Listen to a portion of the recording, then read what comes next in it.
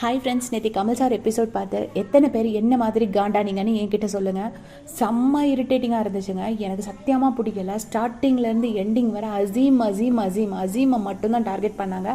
தனலட்சுமி மற்ற ஹவுஸ்மேட்ஸ் கழுவி ஊற்றுனாங்க. அந்த ஒரே ஒரு டாஸ்கில் அசீமை இன்வால்வ் பண்ணாதனால கொஞ்சம் நேரம் ஸ்க்ரீன் டைம் தனலட்சுமிக்கு போச்சு.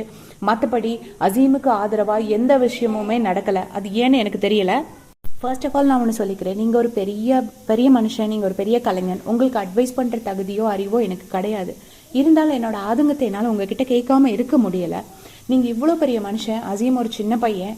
அசீமை பார்த்த உடனே நீ மயங்கி விழுந்தே எப்படி இருக்கப்பா அப்படிங்கிற ஒரு வார்த்தையை கேட்டிருக்கலாம். இது ஒரு பேசிக் ஹியூமனிட்டி. எவ்வளோ தப்பு பண்ணவங்களா இருந்தாலும் எதிரியாக இருந்தாலும் ஆஸ்பத்திரியிலேருந்து வரும்போது நம்ம பார்த்தா என்ன எப்படி இருக்குன்னு கேட்போம். நமக்கு பிடிக்காதவங்களா இருந்தால் கூட அந்த ஒரு பேசிக் கர்ட்டஸி நீங்கள் கேட்கல. நீங்கள் மற்றவங்களுக்கு இவ்வளோ அட்வைஸ் பண்ணும்போது நீங்கள் பர்ஃபெக்டாக இருந்து அட்வைஸ் பண்ணால் தான் அடுத்தவங்களுக்கும் அந்த அட்வைஸ் மண்டையில் ஏறும். ஏன் இந்த ஒரு சின்ன விஷயம் உங்களுக்கு தோணலைன்னு எனக்கு தெரியல சார். ஃபர்ஸ்ட் எடுத்த உடனே பார்த்து நல்லா இருக்கியாப்பா அப்படின்னு ஒரு வார்த்தை கேட்டிருந்துருக்கலாம். நான் உங்களை ஓஹோன்னு வச்சு நாங்கள் கொண்டாடி இருப்போம். அந்த விஷயத்தில் நீங்கள் தவறிட்டீங்க கமல் சார். அடுத்தது கண்டிப்பாக கேட்க வேண்டிய ஒரு கேள்வி, அமுதவாணனுக்கு நீங்கள் எதனால குறும்படம் போடலை? தனலட்சுமி தான் ஷெரினை தள்ளி விட்டாங்க, இப்படி கையால் தள்ளி விட்டதை நான் பார்த்தேன் அப்படின்னு சொல்லி அசீம் சொல்லும்போது அசீமுக்கு ஒரு குறும்படம் போட்டு காமிச்ச நீங்கள் விக்ரமன் அமுதவாணன் மேலே கை வச்சது தப்பு, அதனால நான் ஒஸ்ட் பெர்ஃபார்மராக சூஸ் பண்ணுறேன் அப்படின்னு சொல்லி அசீமை கேவலப்படுத்தி அசீமுக்கு சிம்பிளி வேஸ்ட்டுங்கிற பட்டத்தை எல்லாரும் சேர்ந்து வாங்கி கொடுத்ததுக்கு நீங்கள் ஏன் விக்ரமனுக்கு ஒரு குறும்படம் போட்டு காட்டலை? அசீம் அடிக்கலைங்கிறதுனால குறும்படம் போட்டு காட்டலை. அசீம் அடிச்சிருந்தாருன்னா நீங்கள் குறும்படம் போட்டு காட்டி இருந்திருப்பீங்க. எதனால இந்த வஞ்சனை? இது சத்தியமா தெரியல. இது விஜய் டிவியோட பிளானா இல்லைன்னா உங்களோட பிளானா? அது என்னன்னு நீங்க எங்களுக்கு ஒரு பதில் சொல்லி தான் ஆகணும். ஏன்னா ஒரு தனி மனுஷனை அவர் பண்ற தப்பெல்லாம் ப்ரொஜெக்ட் பண்ணி காட்டும்போது அவர் தப்பே பண்ணாத ஒரு இடத்துல எல்லாருமே அவரை கார்னர் பண்ண இடத்துல நீங்க சொல்லி காட்டியிருந்திருக்கணும். சரி, அவர் அடிக்கல, கன்னத்துல கை வச்சதே தப்புன்னா நீங்க அதை பத்தி பேசியிருந்திருக்கலாமே. நீங்க ஏன் அதை பத்தி பேசல? ஏன்னா நீங்க அதை பத்தி பேசுனீங்கன்னா கன்னத்துல தான் கை வச்சாரு, அவர் அடிக்கல, கன்னத்தை திருப்பினாருங்கிற விஷயம் வெளியே வந்துடும். அதனால நீங்க அதை பத்தி பேசல.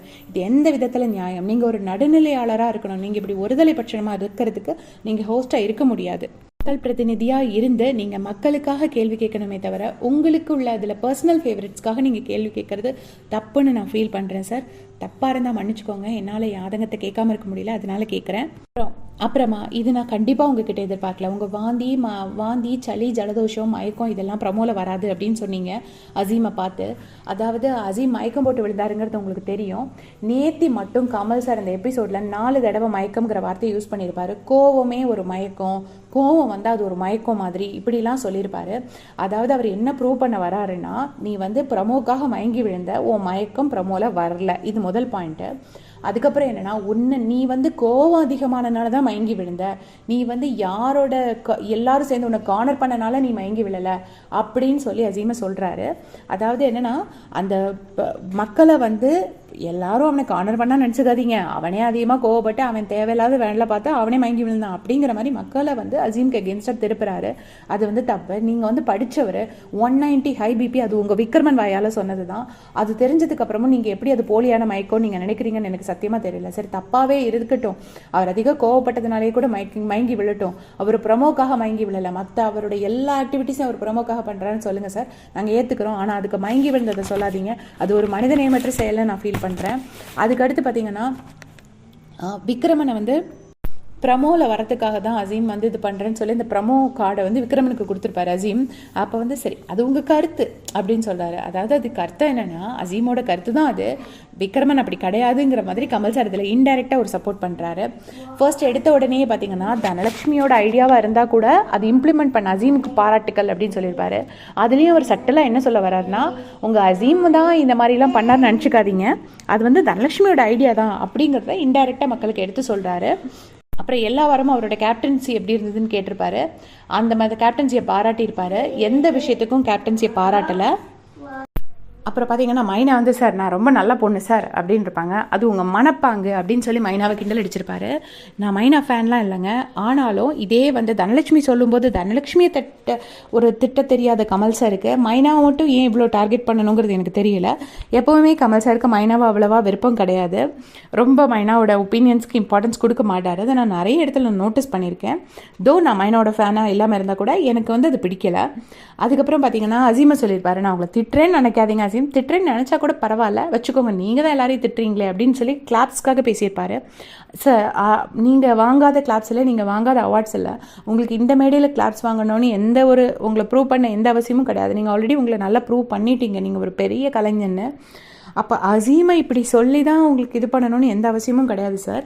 இதை நீங்கள் அசீமை சொன்னதை நான் 100% ஏற்றுக்கிறேன். கண்டிப்பாக அசீமுக்கு திட்டு வேணும். ஏன்னா அசீமை வந்து ஒரு நல்ல மனுஷனாக ஷேப் பண்ணுறதுக்கு அசீம் இந்த திட்டு எல்லாமே வாங்கணும். நான் அதை இல்லைன்னே சொல்லலை.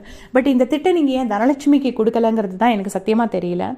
அப்புறம் ஷெரீனா, அந்த ஷிவினை வந்துட்டு தனலட்சுமி வந்து பச்சையாக தள்ளி விட்டுருப்பாங்க, அவ்வளோ ஃபோர்ஸ்ஃபுல்லாக நடந்திருப்பாங்க. அதை ஒரு வார்த்தை கூட நீங்கள் கேட்கல. அது சத்தியமாக ஏன் உங்கள் கண்ணுக்கு தெரியலையா அப்படிங்கிறது எனக்கு தெரியலை.